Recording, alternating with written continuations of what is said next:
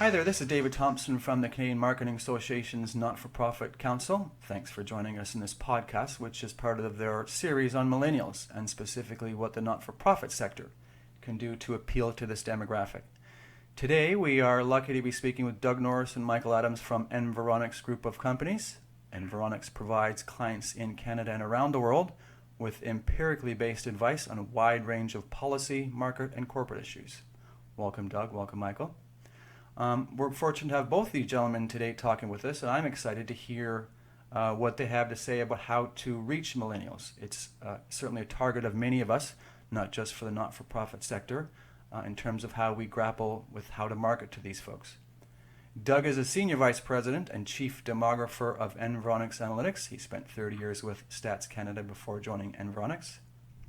And Michael is the President of Environics Group of Research and Communications Consulting Companies, which he founded in 1970. In 2006, he founded Environics Institute for Survey Research, where he also serves as president. Gentlemen, how are you? Great to be with you. Great to be here, David. Well, this is a great time. As I said, you know, the CMA Not-for-Profit Council, we have a couple of initiatives on the go, and this one is specific to millennials.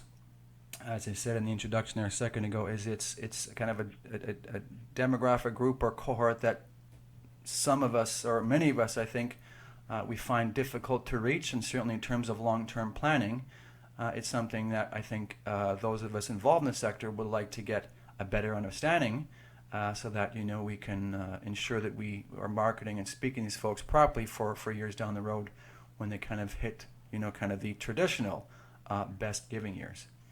Why don't we begin, guys, with kind of a definition of millennials? I know in my kind of preparatory research in looking at how to define this group, as I'm kind of seeing a bit of a couple of different definitions.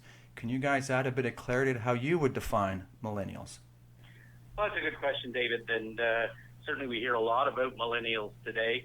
One of the generations, along with the baby boomers and Gen X, millennials sometimes referred to as Gen Y as well. And there is no precise definition, but I generally look at the millennials as those born during the 1980s and 1990s, perhaps looking at the population between 15 and 34 today. Okay. So it's a large group, over 9 million people. It's interesting that group is actually larger than the baby boomers were when they were the same age. Huh. I didn't know that. Yeah, and of course the boomers have since grown because immigrants have added to that cohort. Yeah. And no doubt we'll do the same with the millennial. But it is, I think, one of the important things, and no doubt we'll get into, it's a very heterogeneous group. At the bottom end, we have kids still in secondary school, and at the top end, we have people forming families, having kids. I think Michael has often talked about this heterogeneity and sort of transition state the millennials in. Michael, you want to add something there? Well, just, they are more multicultural than any other previous generation. And that's just as a result of the, 250,000 people coming to our country every year. And of course, they're not just coming from Europe as they were, in the 50s and 60s, they're coming from all over the world. So diversity in demographic diversity, and that's, racial, ethnic, religious diversity is normal for the millennials, and that differentiates them as well. And we'll get in later as to how that changes the way they look at themselves in the world. But generally, that demographic diversity is a characteristic. And the other thing, of course, when you talk about kids, you got to be starting to think more and more about technology throughout the 20th century, the automobile, the vacuum cleaner, the television set, and so on. But, technology is one of those things that's going to define those millennials and just how at ease they are with computers, whether they were a laptop, whether they're held in their hand or whatever. And we know what computers do. Computers connect you with the entire planet. So diverse people with computers connecting to the planet, and these folks are pretty at ease with that technology. Yeah. Whereas, of course, with the boomers, they were just getting into like TV. Gen X was sort of in between, not quite the computer literate type people that the millennials are, and so this is a group, again, diversity characterizes them, demographic diversity, and then we'll get into how that changes their worldview, their mindsets into what it is to be human at the time that they find themselves on our planet. Okay, good. So we have a nice round definition by numbers. You've alluded to the fact, both of you, that there are, some subsegments within this group, because I think often when we think about millennials, we kind of think of them as pretty much the same. You touched on their connection to technology, which I think is a given. It'll be good that you can explain to us how that plays out. And then I think thirdly or fourthly, if I'm keeping my numbers right, you touched on ethnicity, which is very timely given the research that was released recently on Canada's ethnicity and how it's growing. Millennials, can you help us understand how, they're different from Gen X and Boomers? I think most of us in the not-for-profit and marketers in general maybe have a better grasp of those two segments. How are Millennials different from what we're used to? Well, David, they certainly are. They have a different demographic and different values. I think Michael will talk about the value side, and maybe I can point out a number of different ways they're different on the demographic side. Okay. First of all, they're probably going to be, they're not all through yet, but going to be the most educated generation we've ever seen. And one of the real interesting points about that education is that particularly the millennium women will have much higher levels of education, much higher levels of university education than their brothers will. And I think that's going to have some long-term impacts as women move into increasing managerial responsibilities, professional jobs, etc. I think it's something to watch. As a result of their increased education, they've lived with parents longer, and I think overall probably have better relationships with their parents than perhaps the boomers did. There's a real gap between the values and the outlooks of the parents, boomers, and themselves. And but I think for the millennials, we see parents and millennials being friends with one another, doing things together. And Michael may want to add to some of that later as well. As a result of their education, they delayed their entry into family formation. You find fewer of the boomers married, say by age 30, or living in a relationship by age 30, than Gen X or than the boomers. So they're slower in getting off the ground in terms of family formation, perhaps wanting to enjoy life a little bit, travel a little bit, don't see the rush to get into the nitty-gritty of family living on a day-to-day basis. They've also had a bit of a hard time. I was talking to a couple of millennials the other day, and she was telling me, she said, I was told that all you boomers were going to retire and all these jobs would open up for me. Well, it hasn't quite happened that way. The millennials have been hard hit by the recent recession we've had. Younger people more so, particularly young men. And I think that has a lasting impact on people.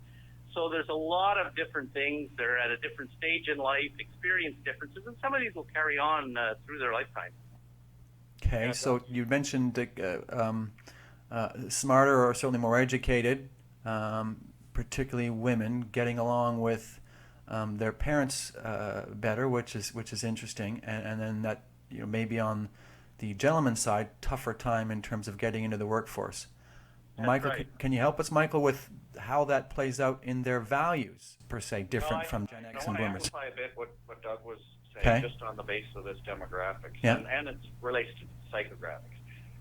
You got a lot of the baby boomers who decided, again, these were the ones that made a big break with religion and patriarchy. And a lot of the baby boomer men and women said, I'm going to raise my kids differently than I was raised by mom and dad, right? And I want to make a big break. I don't want to have to take a name tag and put it on my suit when I go home at night. I want my kids to know me. And so a lot of the guys said, I am going to be a friend of my son. He and I are going to connect. And in fact, if you looked, the name that the elders gave to their son was Junior. What did the boomer call his son? It's Buddy. And actually, it was, you're my friend. Yeah. And we're going to spend a lot of quality time together. We're going to know each other. And you're not just going to respect me as the father who's the patriarch of the family. We're going to do stuff together and really know, and we're going to actually love each other, and we might actually even hug each other. Okay. Which, of course, in previous generations, men shook hands with other men. They never got much closer. Women made the same sort of kind of an observation. I don't want my relationship with my daughter or my son to be a footnote to duty or guilt or noblesse oblige or something where you have to do it. I want to connect with her as an equal. And that was translated into our school system.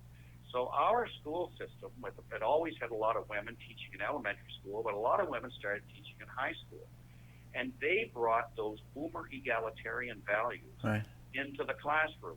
And so everybody's equal. Now, you can make fun of it a little bit with, Barney says everybody is special. But in fact, it was a very different ideology in the classroom. In the millennial era, school wasn't to separate the winners from the losers, from the geniuses from the idiots who would drop out. That school was dedicated to finding something special and meaningful with every one of those kids, all of them. Nobody's left behind. So that was happening at home. That was happening in the school system. So it's a radical, idealistic, feminized, egalitarian culture in which they grew up in. And unlike those Gen X that were kind of caught between the boomer culture and the millennial culture, those millennials are the children of the boomers, and in a great respect are footnotes to the idealism and the feminist revolution that was going on, that was introduced by the baby boomers. And so essentially then you've got egalitarianism, you've got kids that are actually getting along with each other in a way where learning wasn't so individual, but it actually became group learning, group projects. So you've got kids that are actually feeling good about themselves, being treated as equals, having their status recognized, and working in more group settings. And of course, those are the people now trying to enter the workforce. So that ideology, the ideology of idealistic baby boomers, is being expressed in the values of these millennials, of course, who are also a generation of people where women are not just equals, but are also asserting themselves. And in fact, academically, this is the era of 1980 to 2000 in which the academic excellence of women surpassing men in not just the traditional feminine subjects of English literature and sociology, but actually doing better than men in things like mathematics and physics. This is also becoming a reality in the era that the millennials were coming of age. Okay, so just to go back to a point, because you mentioned earlier on that religion, I guess, is part of a life, or part of a millennial's life isn't as important even as Gen X's or boomers, and certainly within this particular sector, not for profit, that's a cause for concern, because often so many of the charities work through religion. So having that change, it'll be interesting to see how that plays out in terms of what the religious charities are going to have to do if religion is less a part of an everyday lifestyle or life of millennials. The second thing you touched on there, Michael, was I guess parents and even the education system are teaching millennials different from kind of, I guess, a traditional hierarchical structure and more collegial. And I know that I'm seeing that play out in some of the research in terms of millennials having expectations with not-for-profits to not only, despite their age, it being in the 20s or early 30s, to be giving donations and or involved on the events, but actually looking for space on the boards themselves, which traditionally you don't see being offered to people that are only in their 20s or 30s, but that folks, the millennials at this age, have that expectation. So neat that you're bringing up those points. As I alluded to earlier on, great that we're talking at this point, because there was the research that came out yesterday from Stats Canada around the ethnicity of Canada and how it's changing. You mentioned it earlier on, Doug. I'm wondering, what are you seeing as points that stand out for kind of the ethno-cultural makeup of this generation?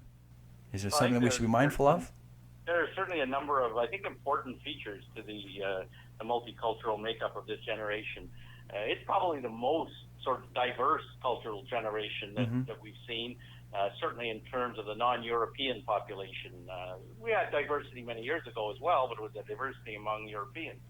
Different today. And I think one of the things that's really important for organizations to recognize is, yes, there's a lot of immigrants in that age. In fact, that's the age group that immigrants tend to arrive in Canada. So the generation itself is being augmented by immigrants every year, highly educated, coming to Canada. but there's a growing and fairly large number of second generation. These are the children of the immigrants who came during the 80s and 90s, came through the Canadian school system, probably have different values from their parents, different values from perhaps what you might think of as mainstream Canada. And also people who came here as children and again have gone through the Canadian school system. Yeah. All with different outlooks, perhaps different interests, have been exposed through Canadian organizations to different extents, and really have to sort out and recognize the diversity within the diversity, if you will, in this millennial generation. Okay. And diversity is not just ethnic, racial, and religious. Yeah. But another big story of the last 20 years is that it's now becoming normal to have sexual orientation. Yeah. Yeah. But when my son went to grade 9 and went to health class, and I thought he would be giving the ideology of multiculturalism and so on. And actually the story was about, Matt, who came to school as Matt on Friday and came to school on Monday as Jade. Huh. This is in high school Yeah. in Toronto. And essentially this, and instead of gays being marginalized, gay became normal. Yeah. We're going to adapt to this. And not only adapt to it, but you could almost say that gays became kind of cool in the millennial culture. Huh. And they were starting to see, instead of as marginal kind of people who were on the margins, we don't have anything to do with them, they actually became central. And they actually became, in a sense, an icon for the openness, the creativity, the orientation to being open to others of all different backgrounds. And we're all kind of different. And by the way, they're all going to be my friends. It's not like there's this group and that group. So you go from the past where you were feared the other. Boomers then tried to tolerate the other. And what you get with millennials is the others is normative. Yeah. We're all minorities. We're all going to get along. There's no one majority that's being attacked by all these minorities. We're a majority of minorities. And it's not just in ethnic and racial and religious, but also in sexual diversity. So you get all of this kind of thing, and of course, degree of handicap as well, physically handicapped people and so on. Everybody becomes part of the party. Everybody's part of the game. We're all equal. We're all minorities, and we all actually then, in that sense, can be kind of playful then with these differences.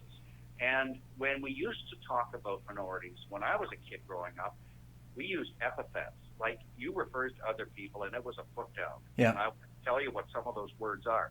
Now, in a sense, it's a more playful way of engaging with other people in terms of their ethnic, racial, religious, even sexual orientation background, not being used to put other people down and for status differentiation, but actually being used to have connectivity with the other, so you can actually work together with the other people and have diverse workplaces where everybody can accomplish goals together. Yeah. The other point that Doug made, the power of the public education system and all the other public programs that we have in Canada to successfully integrate newcomers in our country is just astounding. We've done some research lately that shows you've got people who've been here 3 generations or more. You've got the first generation with their more traditional values, more religious, more patriarchal, less likely to be open to marijuana and same-sex marriage. You look at the second generation, they're no different than people who've been here 3 generations or more. Yeah. A powerful integrative force of Canada, make everybody Canadian in that multicultural, pluralistic sense is just astounding. The other thing about these millennials that we talk about values differences is, interestingly, and this is on a values question, less oriented to conspicuous consumption and materialism than was the case with the Gen X and previous groups. Yeah. Meaning that they're more oriented to experience seeking. They're more, yes, they're hedonistic, but it's a soft hedonism. And this, given that they're not as religious as their parents and grandparents, is a huge opportunity for people in the nonprofit sector to realize that these people are probably going to be much more open to other people, much more likely to be generous to other people. Women, of course, are much more empowered in this generation. And it opens up a very interesting possibility that you will see an orientation to giving time and money among this group of very young people that you wouldn't have seen with previous generation, given their openness, given that they're citizens of the world, and given their connectivity with the rest of the world. But it's not going to be through the traditional institutions of religion in particular, where you're told what to do. It's going to be a much more spontaneous and a personal choice in their orientation to giving time and money to nonprofits. Okay. So good. We've got a great foundation and understanding of who we're defining millennials and how they are different from the two preceding cohorts. Let's dig here into kind of some specifics for the sector.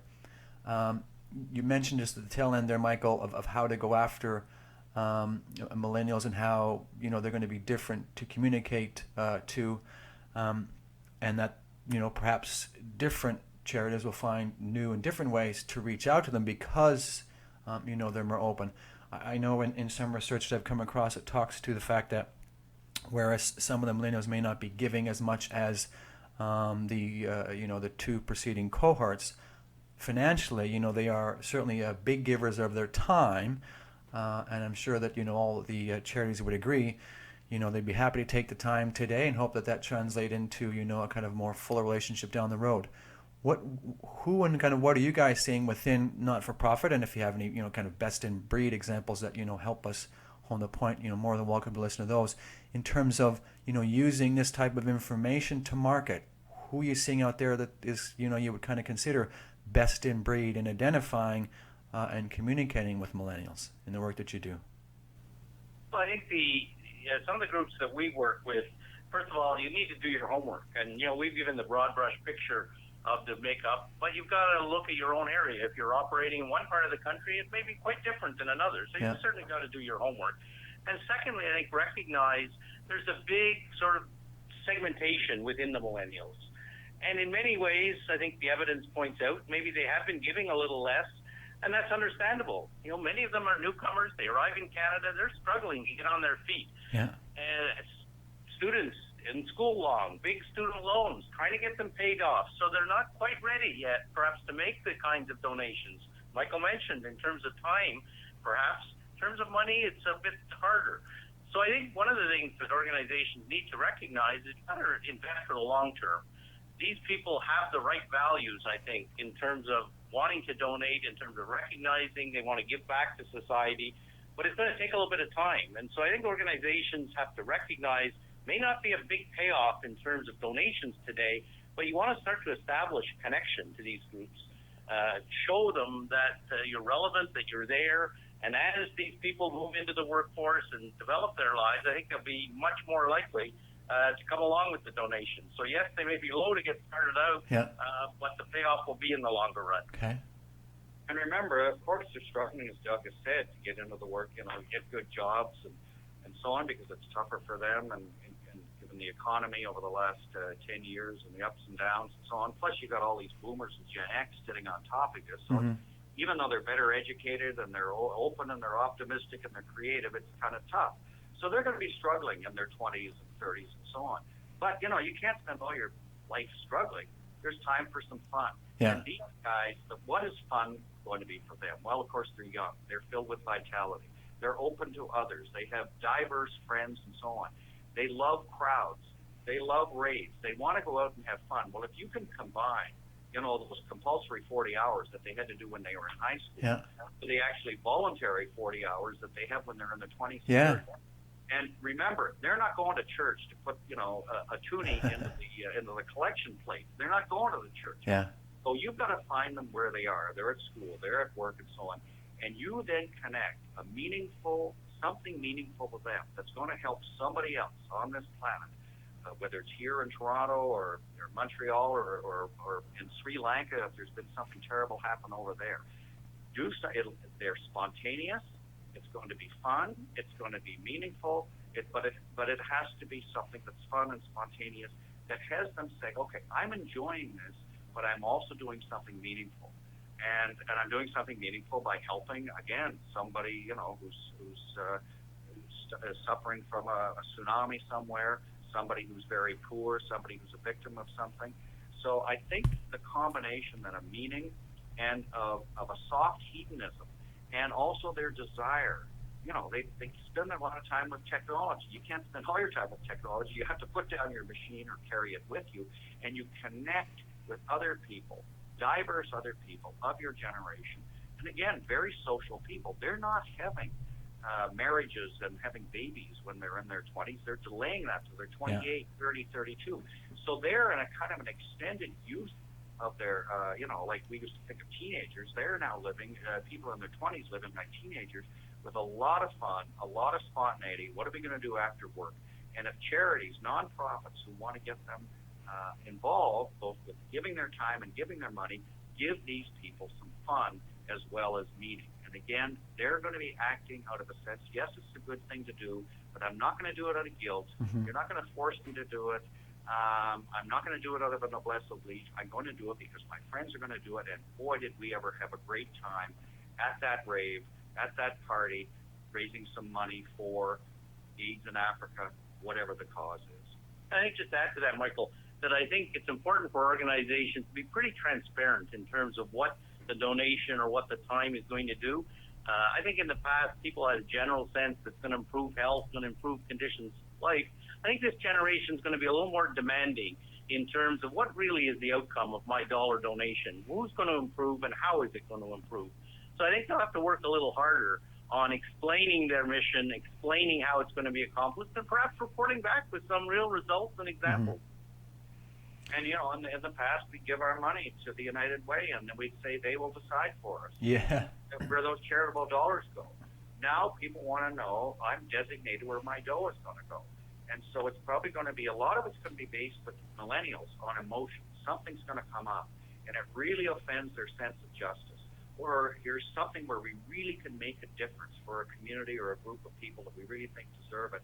Let's do it. So it's like the raves. It's like tweeting your 75 friends saying, okay, we're going to do this thing. And, in the city of Toronto now, we've got all sorts of transit issues and waterfront issues and green type of issues that are going on. And what you're going to find is that there's going to be a capacity with very smart not-for-profits who realize how to talk to millennials, how to reach them, and that, spontaneously responding to what is perceived to be a need out there is going to be a way. Now, they may do this with you, and then they may go on to something else next week or next month. To expect to sign them up for the rest of their life, you're not going to do it. But to engage them meaningfully and providing a little bit of fun while you're doing it, I think that's the way you're going to appeal to the millennial generation. Good stuff. There were lots of little kernels in there. I'm just going to touch on a couple of them because I'm just thinking, as a not-for-profit marketer, in terms of, scoping out how to message and to connect. You guys, the two of you, touched on 5 or 6 really important points. So the first one I pulled out was global. And I think, you talked about some event that, maybe overseas that a millennial, even though, we all, it may pull on all of our heartstrings, a millennial, because of maybe their worldliness and thought and their connectivity, are going to be more attached to that and feel that as a strong calling. You touched, Michael, on the fact that they are very social and very connected through technology. That I think lends itself good thought to, how can you develop something that can be passed along between friends. So that you can grow your audience in terms of the content that you provide and the means by which you do so that, through social media or what have you, that your current members or donors can pass it along. You mentioned meaning, Doug, and I agree. You mentioned both meaning and being transparent, and I think those two are connected. Again, I've been seeing in some of the research that you alluded to very well that, we all, if we're giving to United Way, we want to know that it's going to a good cause. But the research is saying that the millennials want more specificity as to what, that money's going to. And you mentioned in your example, maybe it's coming back to saying, well, this is what your dollars, your money went to, as opposed to, there's a collective, contribution this year of $25 million went to this large cause. a millennial perhaps wants more detail as to what their funds go to. The last point that I'll come back to is a point that you made a couple of times, Michael, and I think you alluded to as well, Doug, is just a fun factor. Given that millennials are spending some more time in school and home before making that graduation to adulthood, that fun needs to be part of a charity's, I guess, messaging. And sometimes given the causes that these folks are raising money for, they can be tough. But I guess the good point for us to leave everyone with is to figure out how to do so, because if you can find a way to make it fun, then that's going to make it easier for them to pass it along and connect with their friends and kind of grow the audience that not-for-profit wants to get their message out. Okay, Michael, Doug, one question: Can you give us an example of someone that Environics has worked with, that you guys have lent a hand on how to better go after millennials within the not-for-profit sector? I think there are two examples. Sure. I'd like to give David. One is the YMCA that hired Environics Research and Environics Analytics to provide profiles of their members, including millennials, in their catchment area of their existing YMCAs, and also to help them plan for the 5 new YMCAs they want to build in the Greater Toronto area. In addition, we've worked with dance and theater groups to profile the people who are season subscribers, people who only go occasionally, to help them, of course, plan the content of their productions and what they might come out with next year that would appeal to their core subscribers, and what might appeal to people who are only occasionally going, that if they actually had this kind of performance on in this kind of a hall with this kind of entertainment afterwards and all of that sort of thing, that they would be more likely to be supporting the theater or dance group. So again, the analytics group, the Environics group, is able to help not just McDonald's and General Motors. We can also help not-for-profits and some that are just starting out that someday will be as well known as the YMCA and the United Way and the other great not-for-profits that we all rely upon to enhance the quality of life in our communities. Perfect. Two good examples. One big and one small. Doug, Michael, thank you both. Any last kind of words or quick one-line tidbits for a not-for-profit to take away from everything we talked about today? Doug, why don't I start with you? Oh, I think certainly the lesson I come out of here is, gather good information about the people you're dealing with, understand them, and then implement some probably new and different ways of reaching them. Okay, thank you. Michael?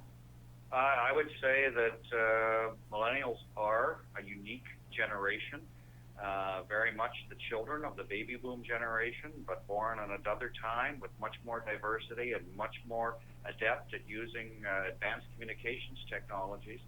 And I look forward to being to the leadership of this generation and being entertained by them for years to come. Well, thank you both. I really do appreciate you taking the time to share your thoughts and learnings today. I know the not-for-profit clients that I work with, after coming out of today's discussion, I've got 5 or 6 great ideas to share with them. So thank you. And to our listeners, thanks for tuning in. Don't be a stranger. Please come back soon and join us again for another interview in this podcast series. Bye for now.